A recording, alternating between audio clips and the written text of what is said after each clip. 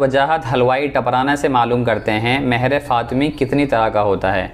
हमने सुना है कि 2 तरह का होता है, इसकी वजाहत फरमाएं। महर फ़ातिमी उस महर को कहा जाता है जो महर नबी करीम सल्लल्लाहु अलैहि वसल्लम ने अपनी चहेती साहबजादी और ख़ातून जन्नत हज़रत फ़ातिमतुज़ ज़हरा रज़ी अल्लाह ताला अन्हु को महर के तौर पर दिया था, और उसकी मिक़दार अहादीस की किताबों में 500 दिरहम लिखी है।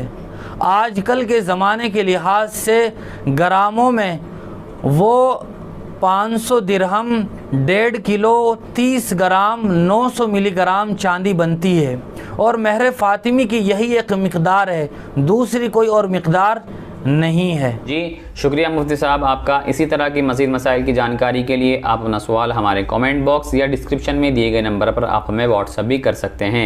हमारे दार अरकम यूट्यूब चैनल को सब्सक्राइब करें, वीडियो की नोटिफिकेशन के लिए बेल आइकन को दबाएं, वीडियो को लाइक करें, सदक़ाए जारिया की नियत से वीडियो को शेयर भी करें और अपने सवालात हम तक यूँ ही पहुँचाते रहें। जज़ाकल्लाह।